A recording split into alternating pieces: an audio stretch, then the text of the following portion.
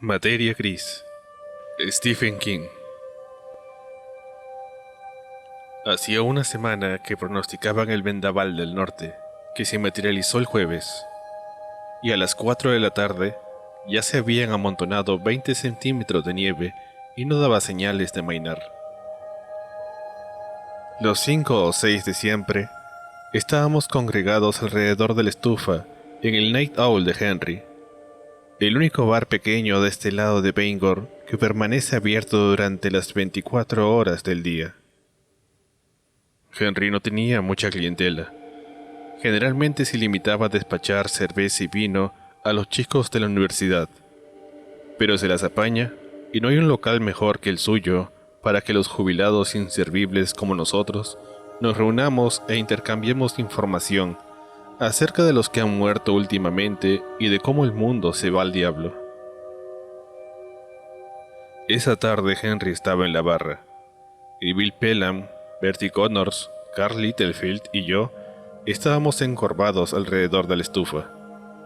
Fuera ni un coche se movía por Ohio Street, y los quitanieves tenían mucho trabajo. El viento arrastraba montículos que parecían la columna vertebral de un dinosaurio.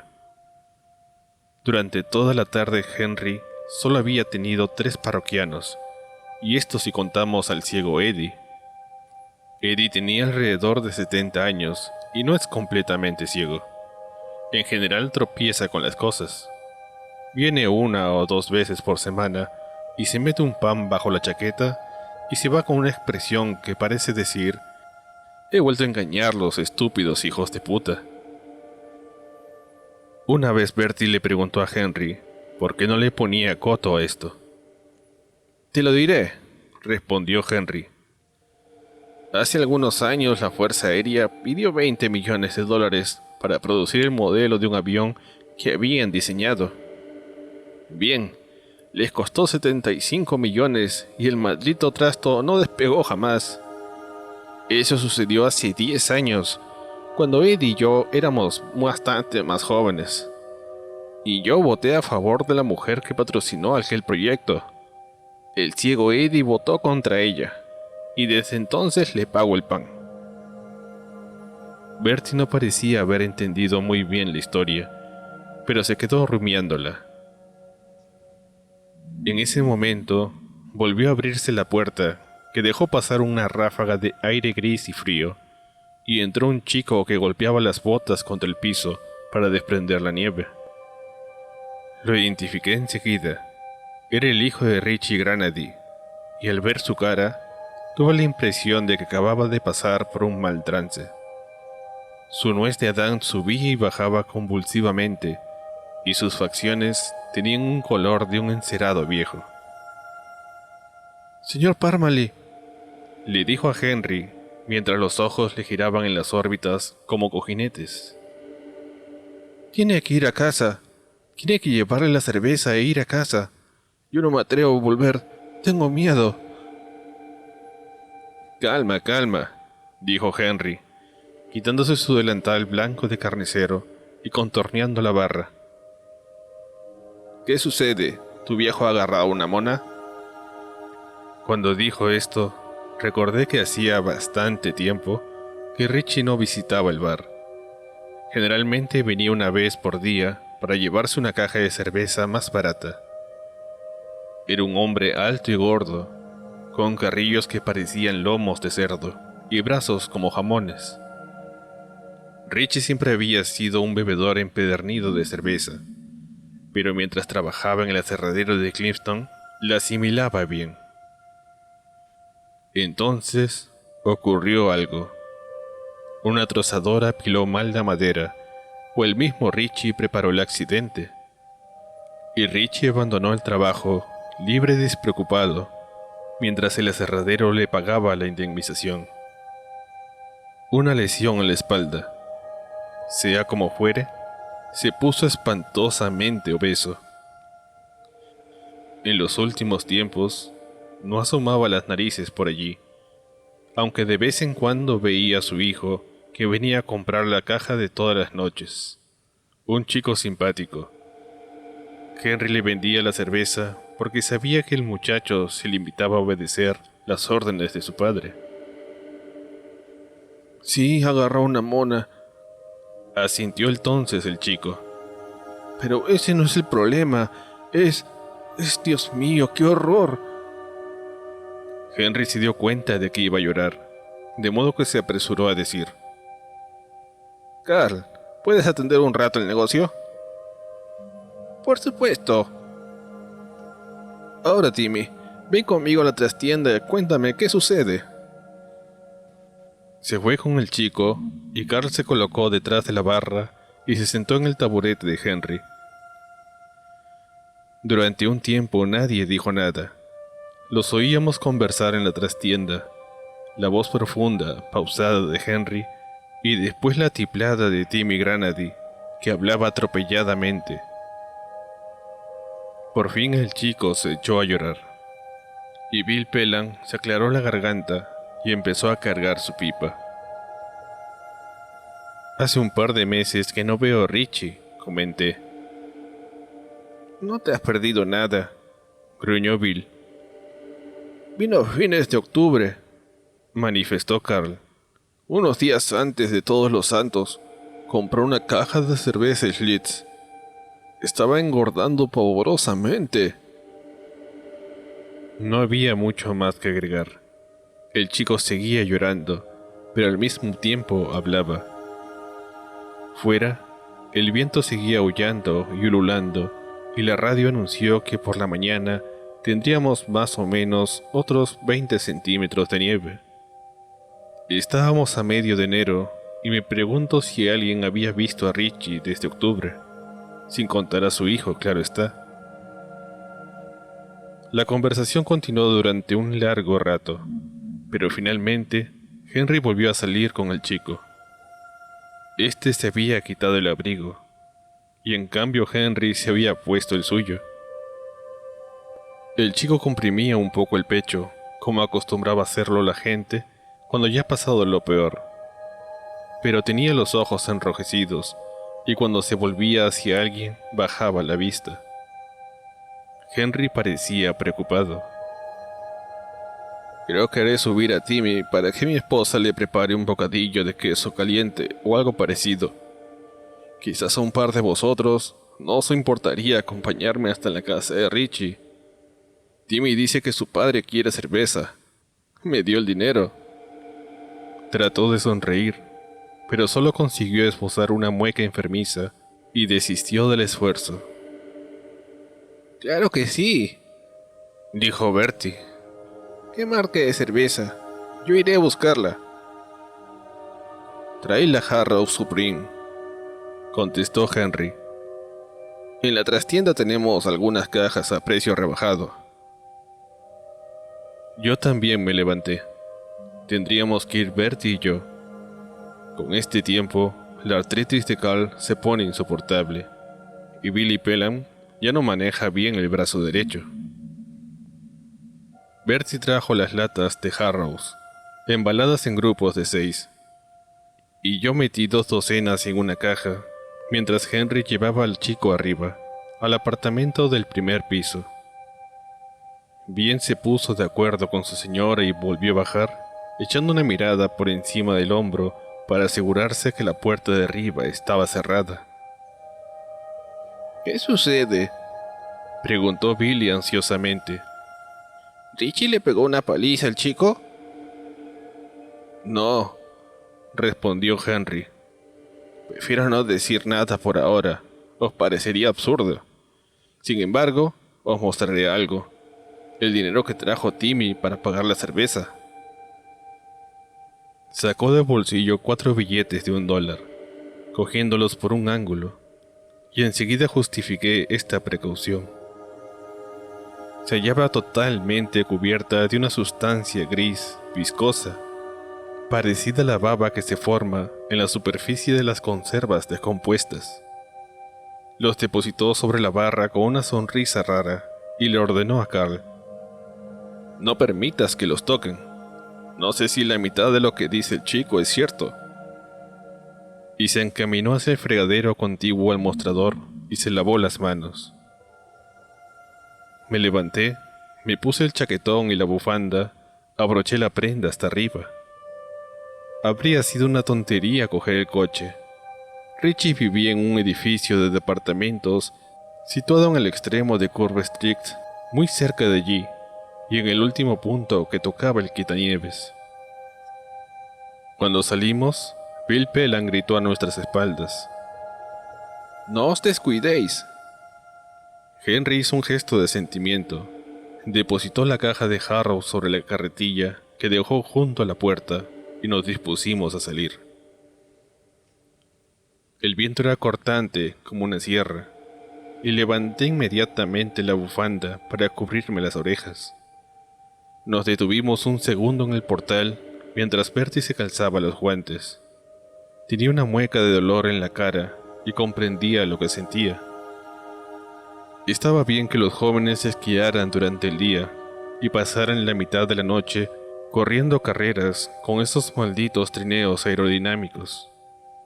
Pero cuando apenas pasas los 70 sin un cambio de aceite, el cierzo te llega al corazón. «No quiero asustaros, muchachos», manifestó Henry sin perder esa sonrisa extraña que parecía expresar asco. «Pero de todas maneras os mostraré algo, y mientras caminamos hasta allí, os contaré lo que me dijo el chico, porque quiero que lo sepáis». Al decir esto, extrajo del bolsillo de la chaqueta una pistola calibre 45, la misma que guardaba cargada y a punto, debajo de la barra desde 1958, cuando había resuelto mantener abierto el establecimiento durante las 24 horas del día. No sé de dónde sacó esa pieza de artillería, pero sí sé que la única vez que la blandió delante de un asaltante, este dio media vuelta y salió corriendo. Henry era un tipo impasible, sí señor. Un día lo vi echar a un estudiante que quiso obligarlo a canjear un cheque. El chico salió como el alma que lleva el diablo. Bien, solo cuento esto porque Henry quería que Bertie y yo supiéramos que hablaba en serio, y vaya que si lo sabíamos. De modo que nos pusimos en marcha, encorvados como lavanderas para luchar contra el vendaval. Henry empujaba la carretilla y repetía lo que había narrado el chico. El viento trataba de arrancarle las palabras antes de que llegaran a nosotros, pero oímos casi todo, más de lo que nos habría gustado oír. Me alegré inmensamente de que Henry llevara su bazooka en el bolsillo de la chaqueta. El chico pensaba que la culpable había sido la cerveza. Ya sabéis cómo de vez en cuando puede haber una lata en mal estado, insípida o maloliente o verde, como las manchas de orina del calzoncillo de un irlandés. Un tipo me dijo una vez que basta un orificio insignificante para que se infiltren bacterias capaces de hacer cosas muy raras. El agujero puede ser tan minúsculo que la cerveza casi no se escurre, pero las bacterias entran igualmente. Y la cerveza es muy nutritiva para algunos de sus bichos. Sea como fuere, el chico contó que aquella noche de octubre, Richie trajo un cajón de Golden Light como siempre, y se sentó a consumirlas mientras Timmy hacía sus deberes. Timmy se disponía a irse a la cama cuando lo oyó decir a Richie: «¡Jesús, qué asco!». Y Timmy le preguntó: «¿Qué sucede, papá?». «La cerveza», respondió Richie. «Cielos, nunca había notado un sabor tan espantoso en la boca». La mayoría de gente se preguntará por qué demonios la bebió si tenía tan mal sabor. Pero eso es porque la mayoría de gente no ha visto cómo traga la cerveza Richie Granati. Una tarde, yo estaba en la taberna de Wally y le vi ganar la apuesta más estrafalaria. Le apostó a un tipo que era capaz de beber 20 vasos de cerveza en un minuto. Ninguno de los parroquianos habituales aceptó la apuesta. Pero un viajante de Montpellier puso $20 sobre la barra y Richie lo copó. Bebió los 20 vasos en 1 minuto y aún le sobraron 7 segundos. Aunque cuando salió, tenía una curda fenomenal. De modo que supongo que Richie vació casi todo el contenido de la lata antes de que el cerebro le diera la alarma. «Voy a vomitar», exclamó Richie. «¡Cuidado!». Pero cuando llegó al inodoro, ya se le había sentado en el estómago, y eso fue todo. El chico dijo que la lata olía como si algo se hubiera arrastrado dentro de ella y hubiera muerto allí.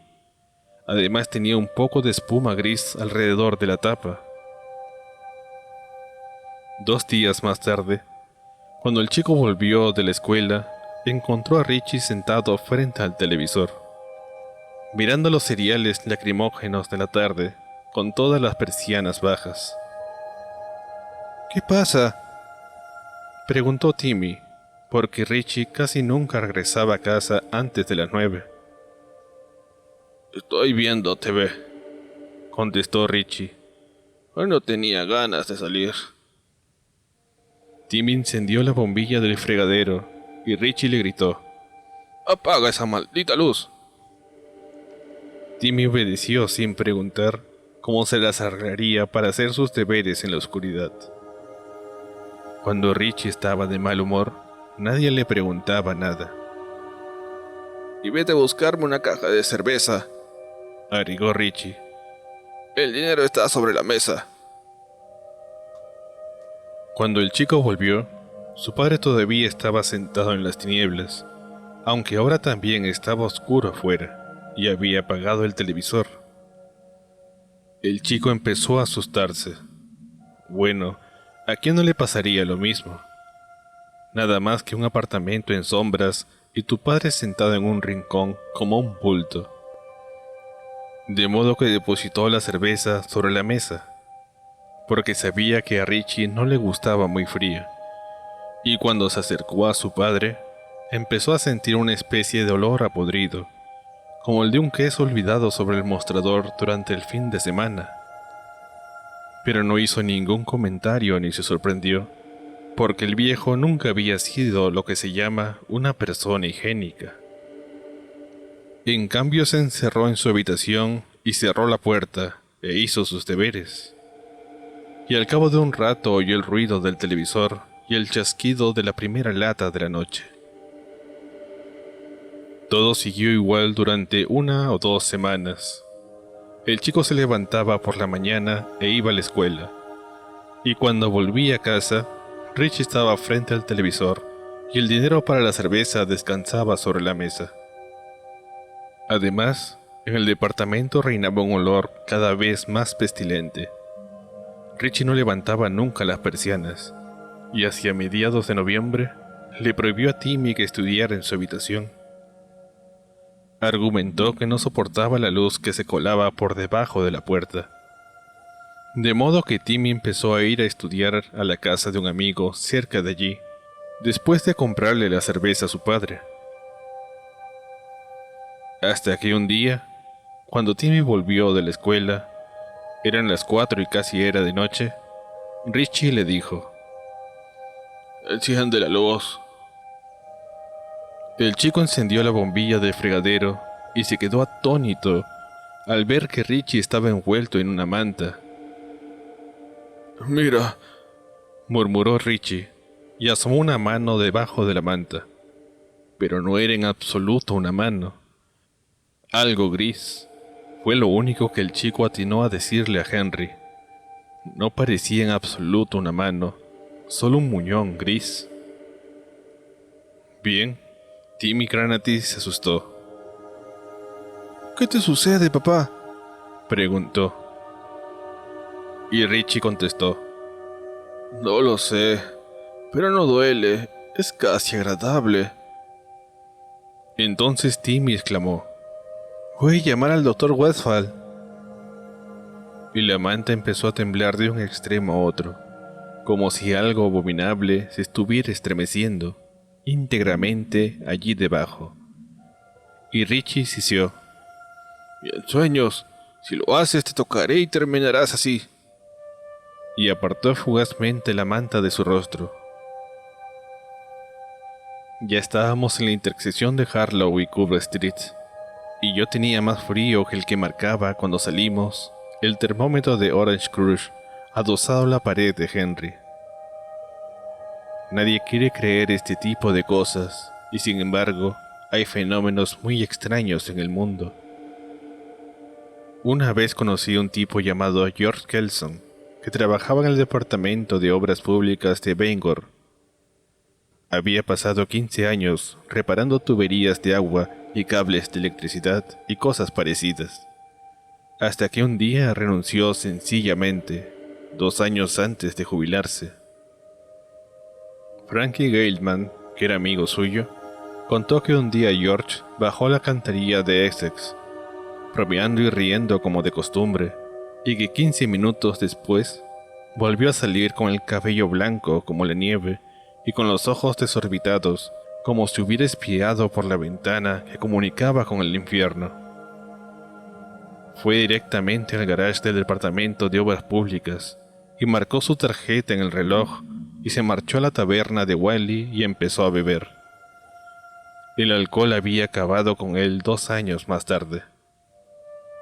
Frank intentó sonsacarle algo, pero George solo habló una vez, un día que estaba excepcionalmente borracho. Giró sobre su taburete y preguntó a Frankie Haltman si alguna vez había visto una araña grande como un perro de buen tamaño, sentada en una tela llena de gatitos y otros animales parecidos envueltos en hilo de seda. Bien, ¿qué podía contestarle? No digo que eso es cierto, pero lo que sí digo es que en los recovecos del mundo hay cosas que podrían enloquecer a cualquiera que se encontrase cara a cara con ellas. De modo que nos detuvimos un minuto en la esquina, a pesar del viento que soplaba calle arriba.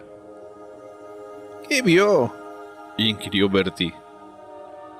Dijo que siguió viendo a su padre, respondió Henry, pero que parecía sepultado en gelatina gris y que estaba como apelmazado. Agregó que sus ropas asomaban fuera de la piel y desaparecían dentro de ella, como si se hubieran fusionado a su cuerpo. ¡Dios bendito!, exclamó Bertie. Después volvió a cubrirse inmediatamente y le gritó al chico que apagara la luz. Como si un hongo, comenté. Sí, asintió Henry. Más o menos así. Conserva la pistola al alcance de la mano, murmuró Bertie. Sí, eso es lo que haré. Dicho lo cual, empezamos a caminar por Curve Street. El edificio donde Richie Granati tenía su apartamento estaba casi a una cresta de la colina, y era uno de esos grandes monstruos victorianos que los magnates de la madera y el papel construyeron a principios de siglo. Ahora casi todos ellos han sido reformados y los han dividido en departamentos. Cuando Bertie recuperó el aliento, nos informó que Richie vivía en el segundo piso, bajo aquel gablete que sobresalía como una ceja. Me arriesgué a preguntarle a Henry qué le había sucedido al chico después de aquel episodio. Aproximadamente a la 3ª semana de noviembre, el chico volvió una tarde y descubrió que Richie ya no se conformaba con bajar las persianas. Había clavado mantas sobre todas las ventanas del apartamento. Además olía cada vez peor, como una especie de fetidez pegajosa, como la que despide la fruta cuando la hace fermentar la levadura. Más o menos una semana después, Richie le ordenó al chico que empezara a calentarle la cerveza sobre la estufa. ¿Se imaginan la situación? El chico a solas en ese apartamento, mientras su padre se convertía en algo, y calentándole la cerveza y escuchando después cómo él, o eso, la bebía con un atroz gorgoteo, como cuando un viejo sorbe su papilla. ¿Puedes imaginártelo? Y todo había continuado así hasta ese día, cuando las clases terminaron más temprano a causa de la tormenta. El chico volvió directamente a casa, Explicó Henry. En el rellano de arriba no había luz. El chico sostiene que su padre debió de escurrirse afuera una noche para romper la bombilla, de modo que tuvo que ir a tientas hasta la puerta. Bueno, oyó que algo se movía dentro, y de pronto se le ocurrió pensar que no sabía a qué se dedicaba su padre durante el día en la semana. Hacía casi un mes que no le veía moverse de la silla, pero en algún momento debía abandonarla para dormir e ir al baño. En el centro de la puerta hay una mirilla que teóricamente debería tener una traba por dentro para cerrarla, pero que está rota desde que ellos viven allí. De modo que el chico se deslizó hasta la puerta con mucho sigilo y empujó la mirilla un poco con el pulgar y pegó el ojo a la abertura. Ya estábamos al pie de la escalinata de entrada, y la casa se alzaba sobre nosotros como una cara alta, repulsiva, cuyos ojos eran las ventanas del segundo piso.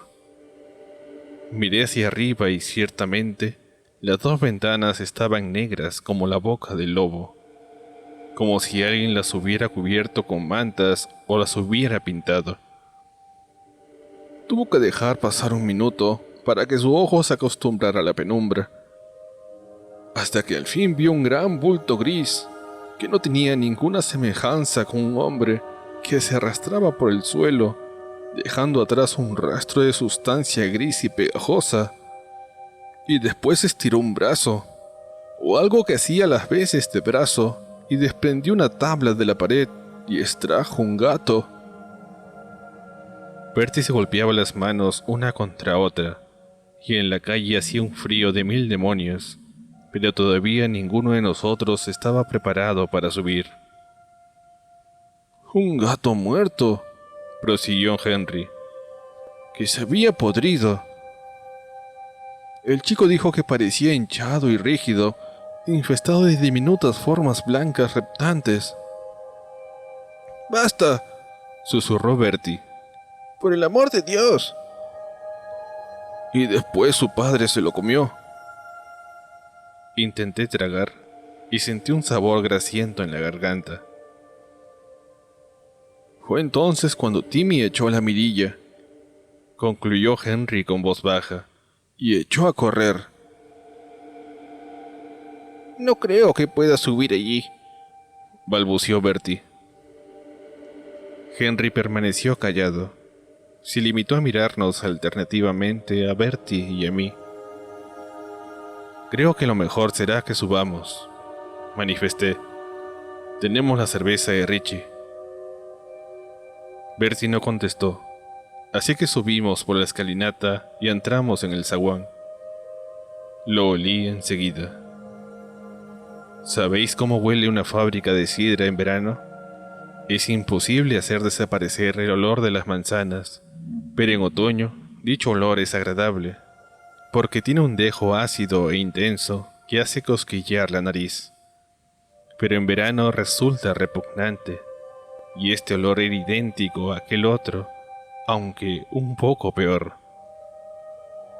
En el zaguán de la entrada estaba encendida una bombilla amarilla mortecina y encerrada en una tulipa de vidrio esmerilado que proyectaba un resplandor tan difuso como el suero de manteca, y la escalera subía envuelta en un manto de sombras.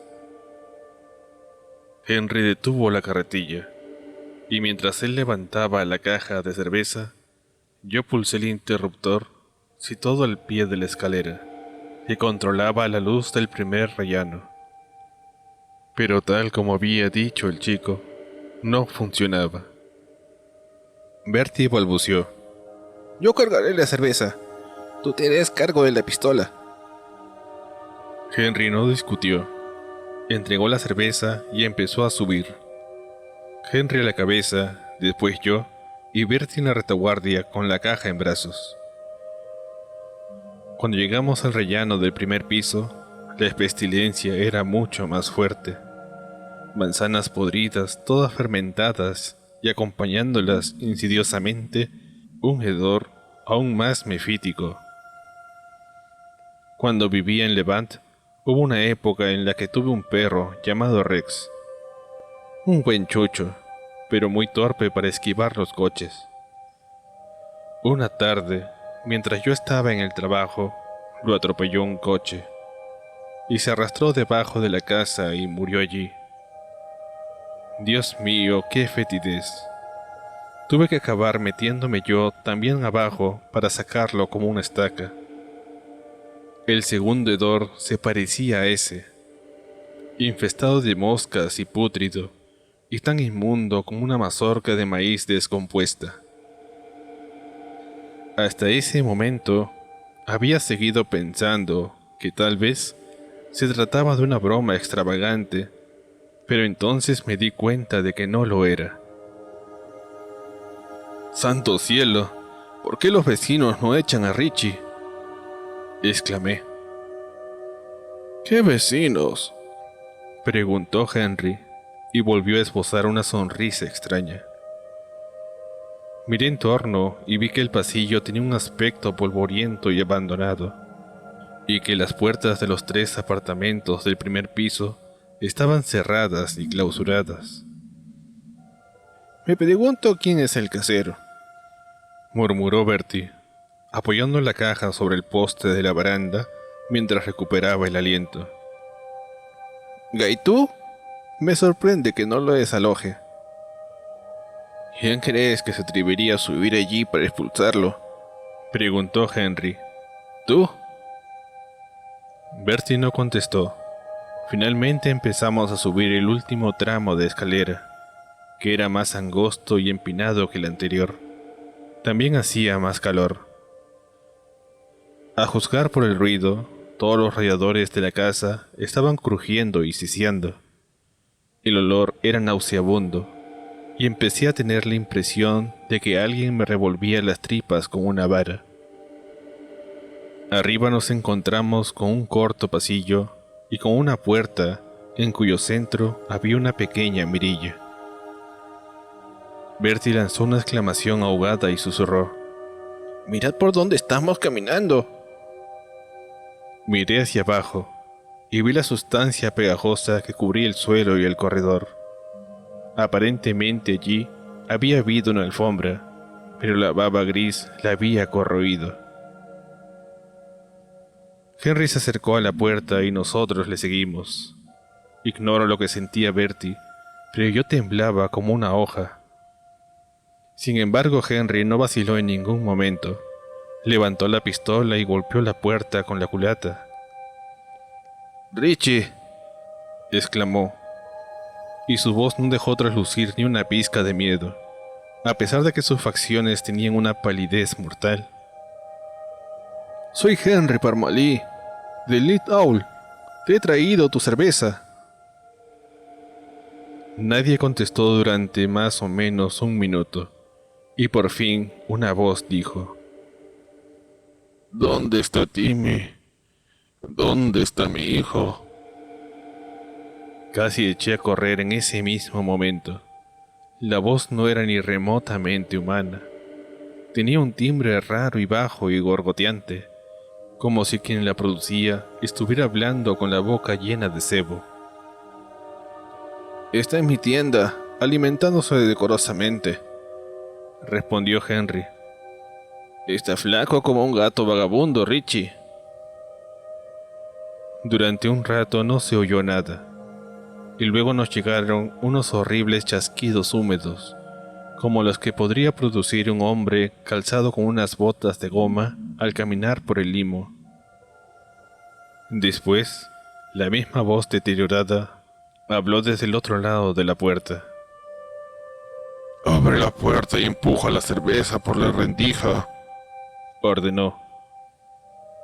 «Pero antes, arranca las anillas de las latas. Yo no puedo hacerlo». «Enseguida», asintió Henry. «¿Cómo te encuentras, Richie?». «Eso no te interesa», respondió la voz con sobrecogedora vehemencia. «Lo único que tienes que hacer es empujar la cerveza e irte. Ya no te conformas con los gatos muertos, ¿verdad? Prosiguió Henry con tono compungido. Ahora no sostenía la pistola por el cañón, sino por la culata. Y de pronto, con un chispazo de lucidez, asocié los datos como ya lo había hecho Henry. Quizá desde el momento mismo en que Timmy le había contado su historia. Cuando lo recordé, las miasmas de descomposición y podredumbre parecieron atacar con redoblada intensidad mis fosas nasales. Durante las últimas 3 semanas, habían desaparecido en la ciudad 2 chicas y un viejo borracho que acostumbraba a aislarse en el albergue del Ejército de Salvación. Las 3 desapariciones se habían producido por la noche. Empuja la cerveza o la saldré a buscar, Dijo la voz. Henry hizo una seña para que nos replegáramos y obedecimos. Creo que eso será lo mejor, Richie. Amartilló la pistola. No pasó nada, por lo menos durante un largo rato. En verdad, empecé a pensar que todo había concluido. Entonces la puerta se abrió tan repentinamente y con tanta violencia que realmente se combó antes de chocar contra la pared, y salió Richie. Transcurrió un segundo, solo un segundo antes de que Bertie y yo echáramos a correr escaleras abajo como chiquillos, saltando de 4 en 4 los escalones para salir por fin a la acera cubierta de nieve, resbalando y patinando. Mientras bajábamos, oíamos que Henry disparaba 3 veces, y los estampidos retumbaron como granadas de mano en los pasillos cerrados de esa casa vacía y maldita. Lo que vimos en ese lapso de 1 o 2 segundos me acompañará durante toda la vida, o durante lo que me quede de ella. Fue una descomunal onda de gelatina gris, de gelatina con forma de hombre que dejaba un rastro viscoso tras de sí. Pero eso no fue lo peor. Los ojos eran chatos y amarillos y alucinados, sin el menor atisbo de alma humana, y no eran solo 2. Había 4 a lo largo del centro de la mole. Entre 2 pares de ojos se extendía una línea blanca, fibrosa, a través de la cual asomaba una especie de carne rosada palpitante, como cuando se abre un tajo en la barriga de un cerdo. Se estaba dividiendo, ¿entendéis? Se estaba dividiendo en 2. Bertie y yo no cambiamos una palabra mientras volvíamos a la tienda. Ignoro qué ideas pasaban por su mente, pero sé muy bien en qué pensaba yo. En la tabla de multiplicar. 2 por 2 son 4, 4 por 2 son 8, 8 por 2 son 16, 16 por 2 son... Llegamos de vuelta. Carl y Bill Pelham se levantaron como impulsados por un muelle y enseguida nos acosaron con sus preguntas. Los 2 nos negamos a contestar. Nos limitamos a dar media vuelta y a esperar, por si Henry salía de la nieve. Yo había llegado a la conclusión que 32.768 por 2 equivale al final de la raza humana. Y allí estábamos los 2 reconfortados por toda esa cerveza y esperando, para comprobar qué era lo que volvía al fin. Y aquí estamos todavía. Ojalá sea Henry. Ojalá.